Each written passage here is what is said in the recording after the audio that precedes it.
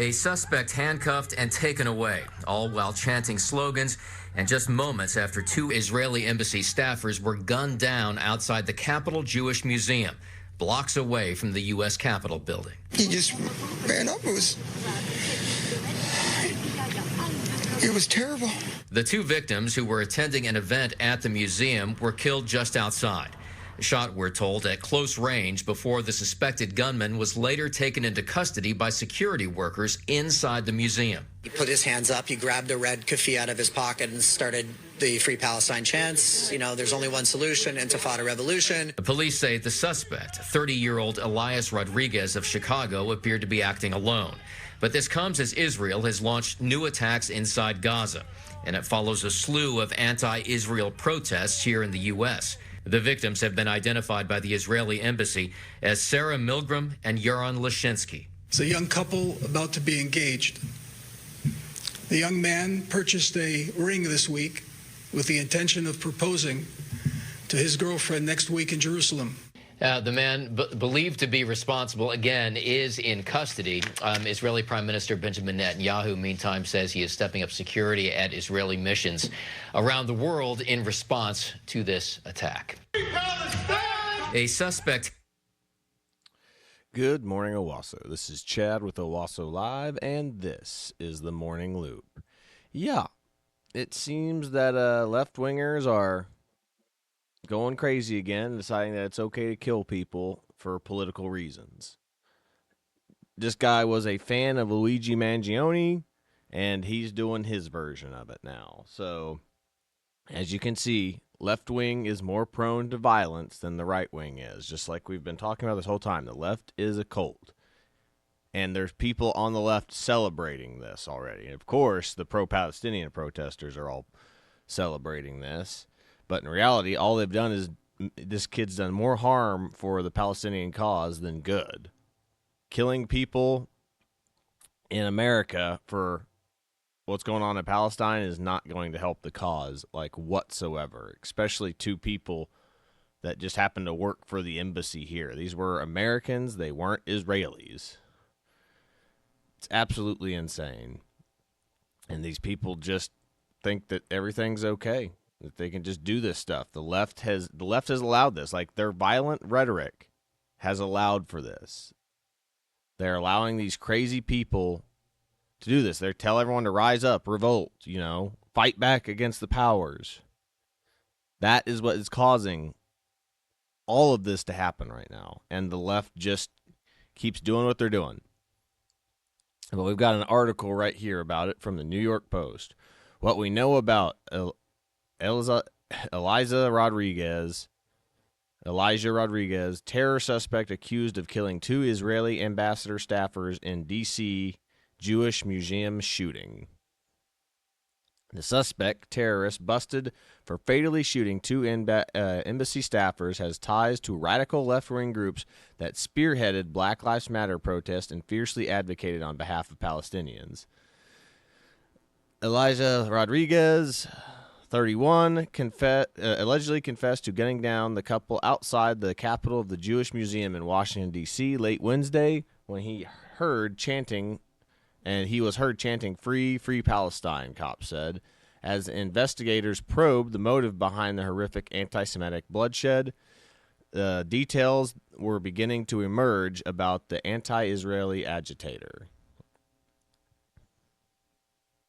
Rodriguez was once linked to the Party for Socialism and Liberation, a far-left group that regularly posts anti-Israel rhetoric on social media.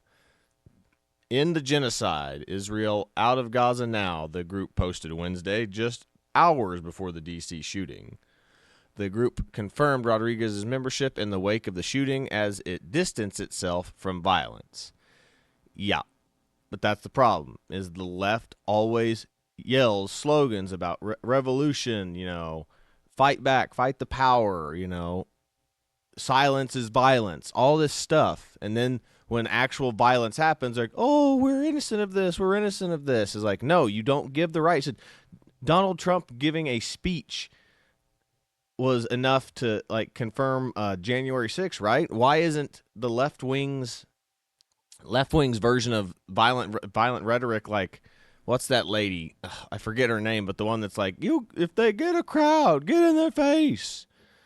Like, they always do stuff like this, and whenever Trump does it, yeah, it's a call for violence, it's a call for action. But when they do it, nope, no, they're just being hyperbolic. This is what we always talk about. When the left does it, it's okay. It's just hyperbolic. It's just radical language. But when Trump does it, or anybody on the right does it, no, this is a call for action, and he must be arrested.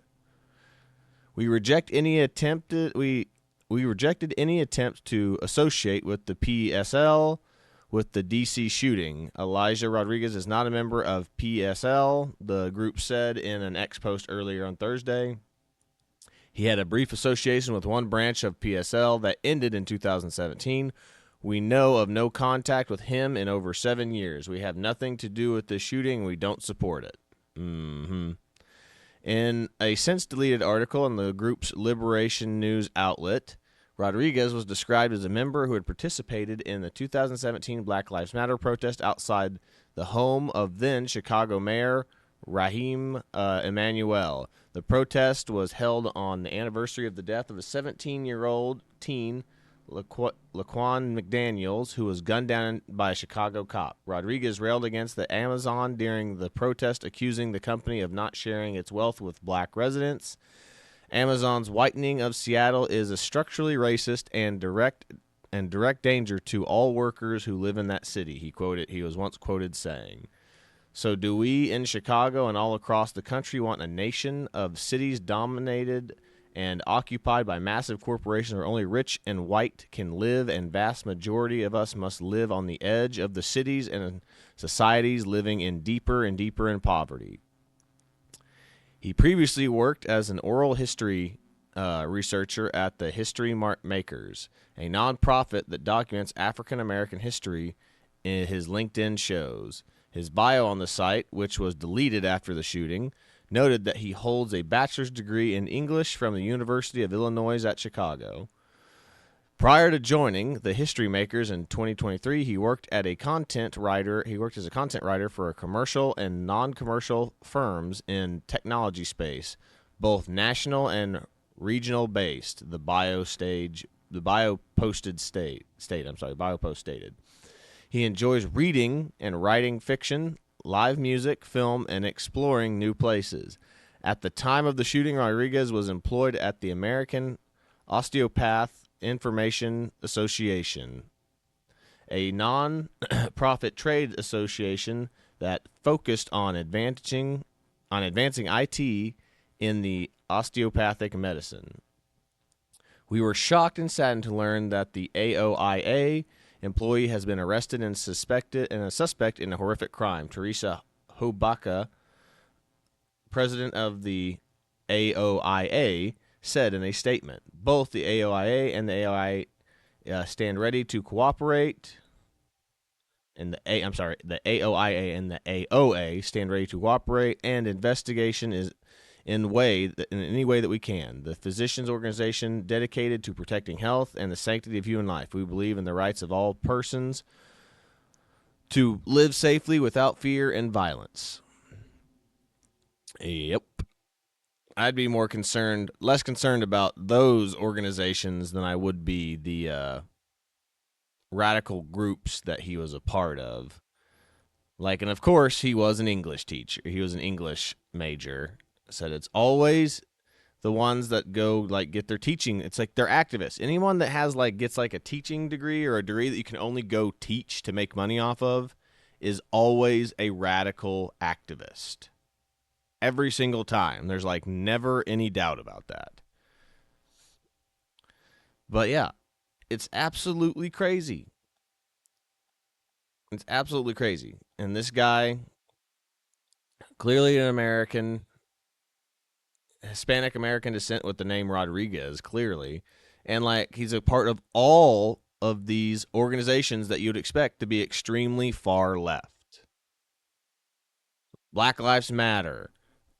The pro-Palestinian protester type groups. He's part of a socialist group. He protests big, large corporations. He's an activist. He's a professional activist. That's what these people are. People who are professional activists are not right in the head.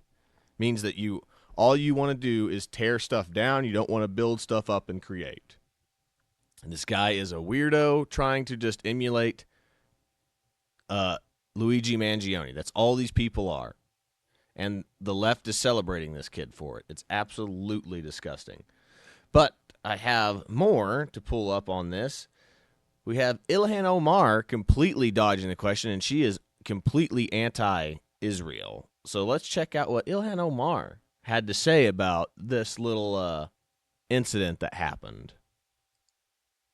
Progressive Democrat Ilhan Omar, well, she was asked about the attack early this morning, and this was her response. Roll it. Congresswoman Omar, can I get your home. reaction to the shooting that happened in D.C. last night? I'm going to go for now. That's it. I'm going to go for now, and scurried off down the steps of the Capitol building. Absolutely disgusting. She is absolutely disgusting. Didn't say, oh, I condemn the violence. No, I'm going to go now. Just going to go now. This woman needs to be removed from office and removed from this country, honestly. And I'm sorry, I just realized that I hadn't switched to the screen yet, but I was reading this from the New York Post. I know you all couldn't see it, but this is what I was reading from. Anyway, but yeah, you can see all the pictures of this kid. There he is after he got arrested. Have a video of his arrest right here as well. We'll go ahead and play a little bit of this.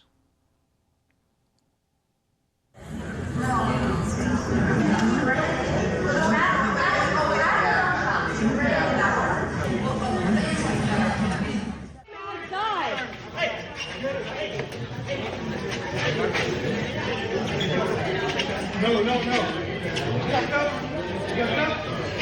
Free Palestine! Free Palestine! Free Palestine!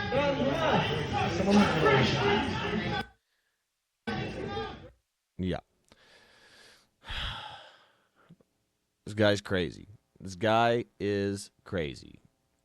And then let's see here. So this is what the D.C. mayor and the chief of police have to say. And when you see the D.C. mayor and the chief of police, are not going to be surprised why D.C. has some of the highest crime rates right now.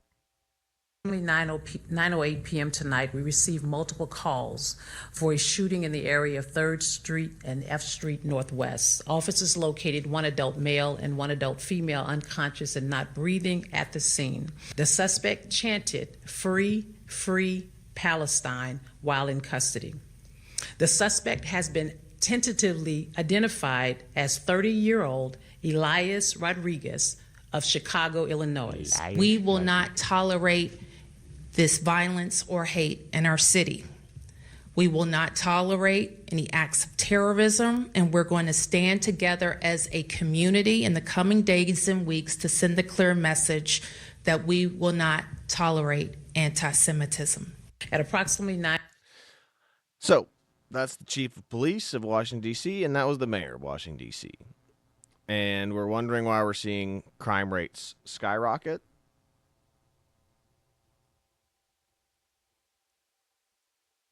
Just fuel for thought. And then, of course, we have the left wing doing what it always does. They're celebrating. TikTokers are celebrating this. Woman on TikTok, this is from Libs of TikTok. The woman on TikTok celebrates the murder of the 2 Israeli staffers and promises she will make sure that they are taken care of in jail. And you can see her little post right here. I can't play the music because it's probably copyrighted. The 2 people who shot and unalived the 2 Israelis in Washington, D.C., then screamed "Free Palestine" there at their bodies. I love you, and I will help you make sure that you are taken care of in jail. Evil.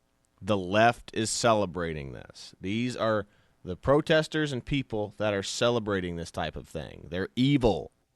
And these people live amongst us. And they vote. It's absolutely insane.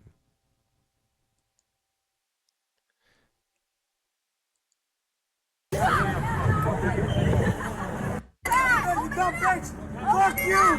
Fuck you! You scared me? fucking dumb bitch. Fuck you. Fuck you. Yeah, triangle Hamas. I love Hamas. Yeah. Stupid. Open your window, dummy. Open your window. Now you're scared. Remember, they're peaceful protesters.